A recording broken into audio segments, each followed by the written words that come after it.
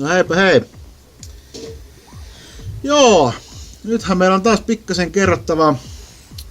Siinä oli ajatus, että asennan sen hukkaporttiahtimen tohon 3-litrisen TD:n ton rikkoontuneen tilalle. Tilannehan muuttuikin nyt tässä sillä lailla, että just kun mä sain kaikki adapteripalikat ja kaikki sille, että ahdin asettui siihen konehuoneeseen hyvin. Voin näyttää kuvan tossa. Niin tulikin viestiä, että matkahuollossa olisi noudattavissa Finturbolta ahdin. Sehän on ihan vakioahin periaatteessa vakiokokoisilla siivillä, mutta ainoastaan erona se pillettisiipi siinä kompron puolella. No, eihän mä sit muuta kuin totesin siinä, että perkele, no laitetaan kiinni sitten se ja katsotaan sitten joskus myöhemmin loppuun sitten tää hukkaporttiahin systeemi. Sehän voisi olla ihan hyvä. Ihan hyvä ahin sitten joskus, noin, nyt on valoa. No saa. Ihan hyvä aihe sitten joskus korvausahtimeksi sitten joskus myöhemmin. Eli korvausahin sitten joskus, jos johonkin tarvii, että rakennetaan sitten loppuun. Tähän se jäi käytännössä sitten downpipea ja öljyn paluuta vaille valmiiksi rakennetuksi. Melkein kaikki muut palikat alkoi olemaankin. Ei se mitään, mennään tällä. Ja niitä pillettisiipinen vakiomittainen tuntuisi pikkasen heremmin syttyvän kuin tää vanha. Että siinä se ihan mukava muutos sekin. Ei sitä nyt varmaan hirveästi lisää voimaa tuu. No, ehkä sit voi kiusata pikkasen isommalla vahtopaineella sitten. Ehkä se tuottaa joku. No niin, ahtimen purin. Näyttää tältä. Siinä on vähän siipi vähän pyörinyt siinä kova ja ottanut vähän VNT:hen kiinni. Täältä löytyy tällainen osa akselista ilmeisesti. Joo, sitten täältä löytyy tällainen. Mikä juttu? No, hän halusi vapauteen. Hän pääsee nyt vapauteen. Noin. Mikäs tuolla? Tuolla on melkoisen hyvin pyörivä laakeri vielä. Yletynkö?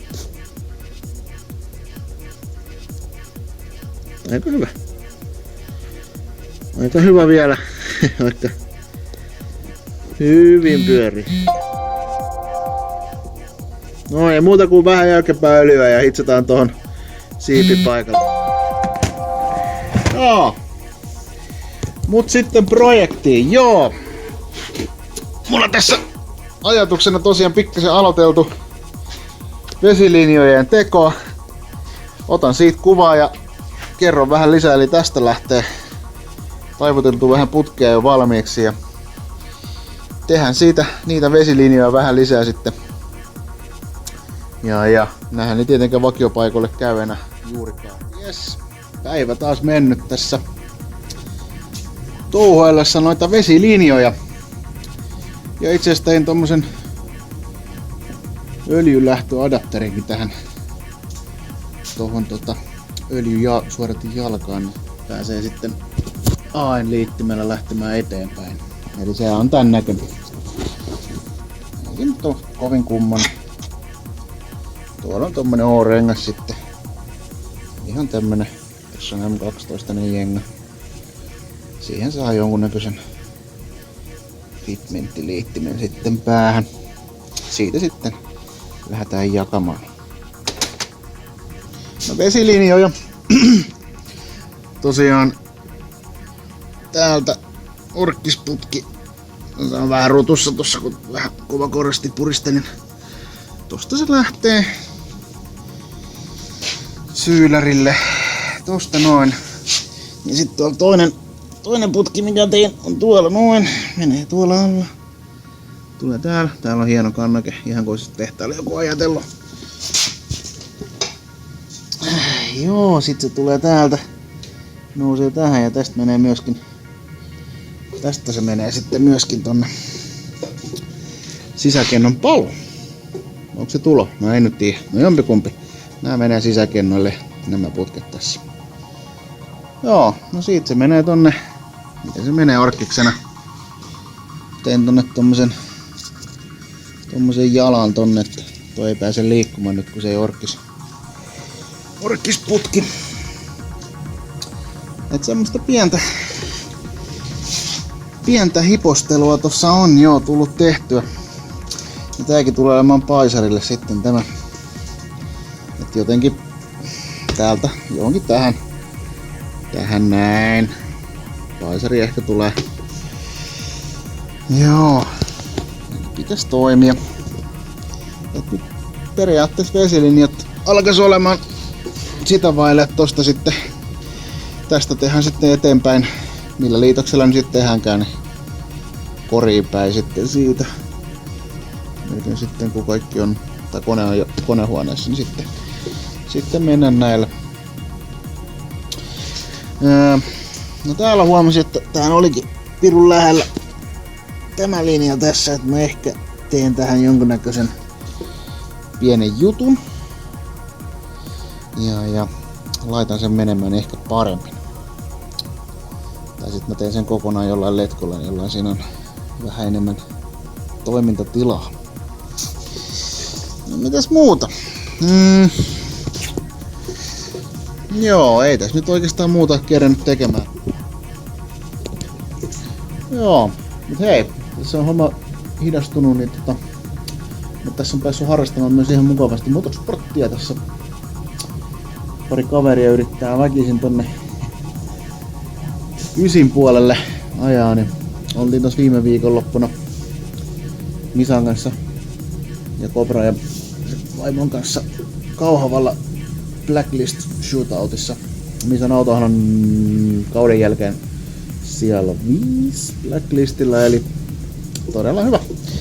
todella hyvä, mutta ei oikein lähdöt vielä onnistu. Ja itse asiassa viime viikko olikin ihan hauskaa, että mua piti ensin laittaa tuo mun ahin kiinni, sain siihen hukkaporttioihin, sain siihen kaikki kamat. Niin ja sitten tulikin viesti Finturpolta, että nyt olisi postissa noudettavissa, niin no siellä oli nyt semmonen vakiokokoinen pillettisiipinen ahin, eli mä nyt laitoin sen sitten kiinni. Pääsin nopeammin autolla ajamaan ja tärkeä juttuhan sekin. Niin. Mutta en mä vielä hylkää sit hukkaporttia ja ajattelin ajatusta siitä, kun joskus voi olla, että jos haluaa vaikka kiusata vähän enemmän autoa tai sitten sattuu olemaan, että menee taas akseli poikki. Niin kuin tuossa aiemmin videossa näytin. Viime viikko jatkui vielä sillä, siis kaveri laittoi viestiä, että nyt perkele keskiviikkona testataan uusia sliksejä, niin sehän oli vetänyt aikaisemmin kemppiliiman siihen perään, niin oli lukkoperä käytännössä ja oliko se nyt ekärykäisy vai miten se nyt oli lähtenyt, molemmat takavetarit murruksesta poikki. No, torstaina sitten meni avoin perä kiinni ja taas sitten testataan. Taas sitten testattiin lähtöä ja no ihan semi. Olisiko me dragin mukaan 1.7 jotain 60-jalkainen. Siinä saatiin sitten muutama veto yritettiin niin siinä nurkilla.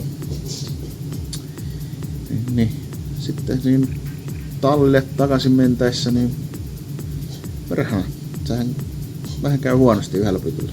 Tai yksi pytty ei syty oikein kunnolla tyhjäkäynnillä. No ei mitään, tulppa pois. Jää. Siellä on jäädytys sitten pytyn päällä. Pyrkkäile. No sehän meinattiin tietenkin, että siinähän on varmaan kansipahvi. Ei ollut. Hattu irti myöhemmillä oli lohkohalke pytystä siitä vesitilaan, niin siitähän se sitten pulputti kivasti. Joo, ei siinä. Olikohan meillä silloin, taisi olla torstaina jo itse asiassa varattuna hotellihuone. Perjantai, lauantai, sunnuntai Kauhavalla, eli meinattiin siinä vaiheessa, että no perkele, mehän lähdetään sitten vaikka otetaan semmonen kaveriporukan ryppyiltä tänne Kauhavalle sitten. Ei ajeta siellä sitten nyt, kun päätti moottori sulaa, niin. Mutta Niin, sitä vaan löytyi taas Misalta jostain uumenista motivaatiota ja varalohkokin tuolta. Niin perjantaina sitten kasauspäivä.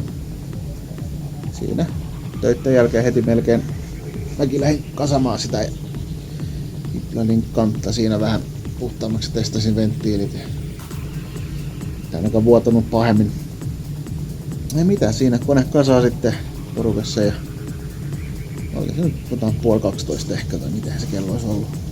Ennen keskiyötä kuitenkin kone oli jo käynnissä. Sitten todettiin, että no niin, ei muuta kuin aamulla 6 aikaa sitten lähdetään trailerilla kohti Kauhavaa. Ja no siellähän oltiin sitten ja eka veto mennyt täysin sutimiseksi. Ei siinä mitään, seuraava veto otettiin aika reilusti pois. Sen muistani, olisiko lähtökierroksen otettu ja saattoi olla tahtopainettakin vähän viivalta pois. No sehän stumppasi sit siihen. No, kolmanteen vetoon sitten vähän taas edellisten välimalliin. No eihän siinä. Siinä sitten perä antautui ihan kertalaakista viivalla.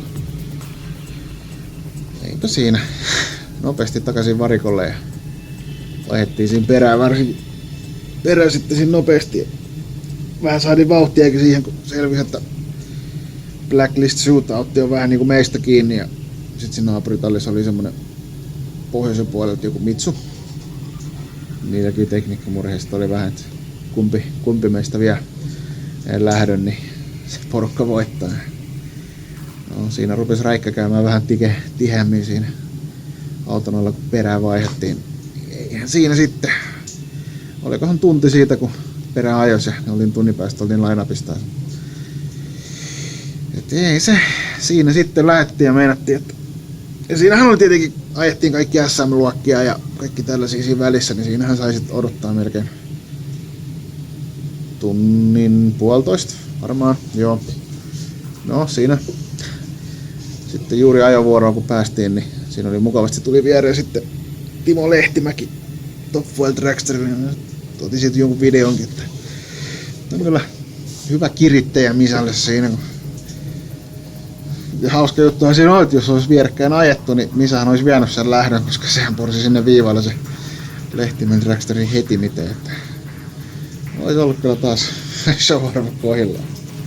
Mutta jostain syystä niin nyt ei oikein lämmennyt tällä ajatuksella sieltä kuitenkaan. En tiedä mikähän siinäkin. No mutta siitä sitten viivalle varovasti. Tosi rajulla kytkin luistatuksella. Mä laitan vaikka tämän videon tähän sitten.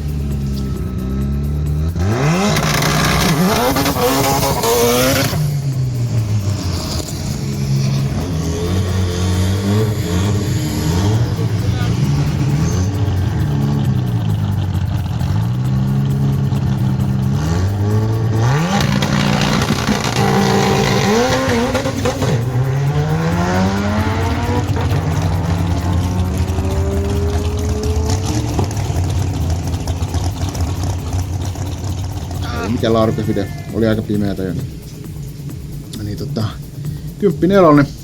Hirveällä kytkimen luistatuksella ja tuliko loppunopeusennätyskin. Oliko 231.8, ei melkein 232 loppuja ja 60 jalkainen oli ihan vaja 2 sekuntia. Eli siitä varmaan kun päästään takas siihen 1.5, 1.6, 60 jalkaa, niin kyllä mä luulen, että se 9 on ihan tuloillaan siitä autosta, että ihan hyvä. Todennäköisesti vielä tässä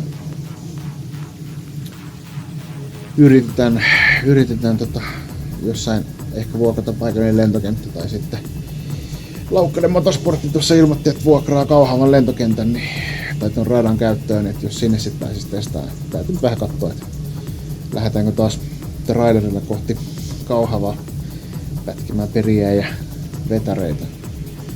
Ja nyt onneksi pystyy kentällä vaihtamaan aika hyvin sitten nuo osat. Sen verran kokemusta on, että eikä paha. Joo, ei mulla siinä oikeastaan nyt isompia kuulumisia muuten ole. Pannaan vähän Motorsport-rähinää pähinää sitten, kun siellä on 20-venttiilinen turbopauhaa viivalla, niin kyllä se on ihan hyvän kuulonen, kun vehkeet pyörii korkealla ja räimettää ja paukettaa. Joo, mutta hei, video on nyt tässä. Hei, kiitos, anteeksi, katsotaan taas seuraavan kertaan. Ei muuta kuin hei hei.